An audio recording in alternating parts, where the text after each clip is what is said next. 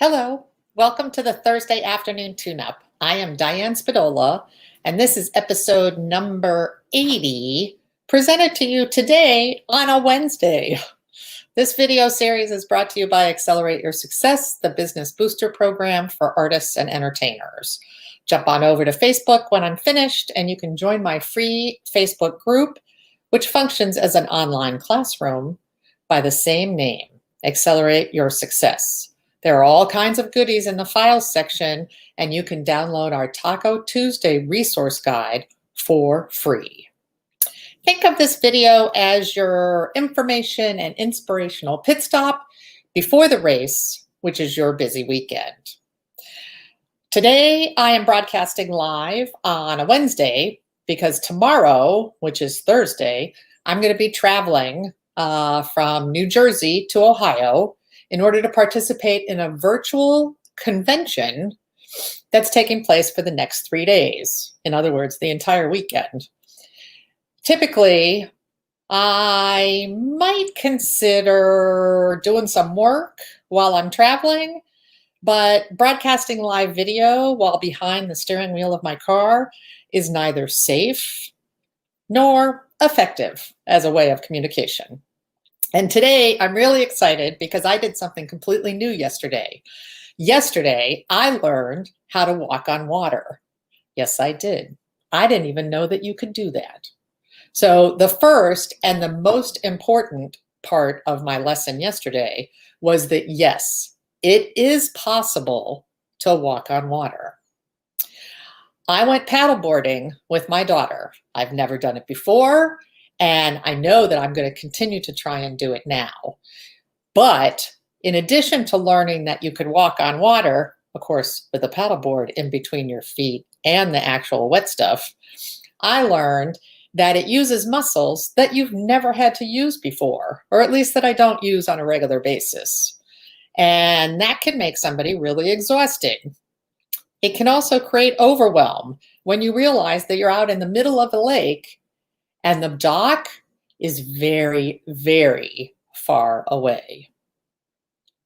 It takes practice. So although I got up on the first try, it did take a little bit of negotiation and some advice from my daughter as to how to navigate unexpected things. Okay? Confidence is key because you have to have the confidence to know that you could stand up and maintain your balance. I have a lot of confidence, and so I just put it to use with kind of a mind trick that I can do this, I can do this, I can do this, and I did. And then lastly, I definitely needed my daughter's help. I needed her to show me what I did, to show me how to do it, and in some cases to actually position herself in her little inner tube, which is where she was floating along beside me. I needed her to show me how to get back on the board when I fell off. I also needed her instruction to let me know what the hidden dangers were of this whole paddleboarding escapade. So let me tell you a little bit about what happened. I got up on the first try. You go on your knees, and then you go sort of standing up on your knees. So instead of like being crouched down, you're actually fully vertical. And then you go from there to putting your hands on the front of the board and standing up one foot, then the other. That was really easy. The hard part was realizing that now you are standing on a floating device, and it's very small by comparison to like a large raft or a boat. And I was always taught never stand up in a boat. So this feeling of standing up was all new to me. And it did take a little bit of getting used to. In fact, for a couple of minutes, I actually felt a little seasick. And I certainly did not feel stable. So we carried on. I learned how to paddle. I learned how to turn. I learned how to slow down. I learned how to go a little bit faster by grabbing more of the water with the paddle. And I learned that it's very difficult on a paddleboard to steer in a straight direction.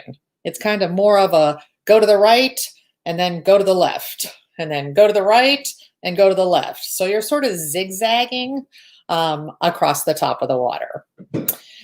Then I heard my daughter yelling at me, and all I heard was her saying something to the effect of, "Don't go in the lily pads." But it was too late. I turned to her to find out why she was yelling at me. I realized that I was already in the lily pads. I stuck the paddle way down into the water so that I could grab the largest amount of water to make the most dramatic turn. And as I did that, I lost my balance and fell off the back of the board. Now, I had never done paddleboarding before, so of course I had no idea how I was supposed to get up from being down in the water. I was fine. My ego was bruised a slight little bit, but I needed my daughter to actually show me physically how to get back up on that board because I didn't know. I didn't know what I didn't know.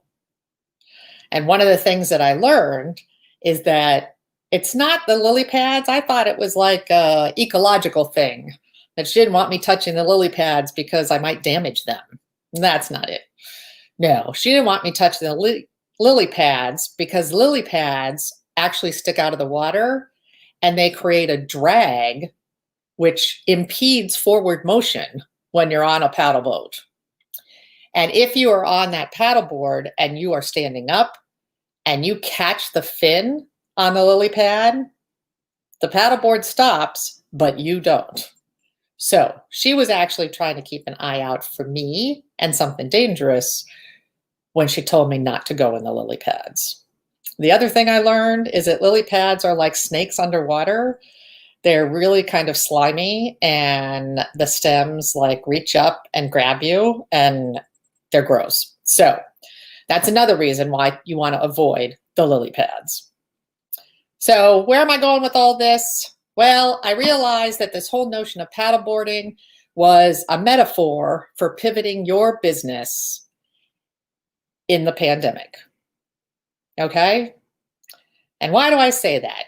Because you may need to pivot your business to something completely different, a different type of art, a different type of entertainment, delivering to a different audience, making your money in a different way.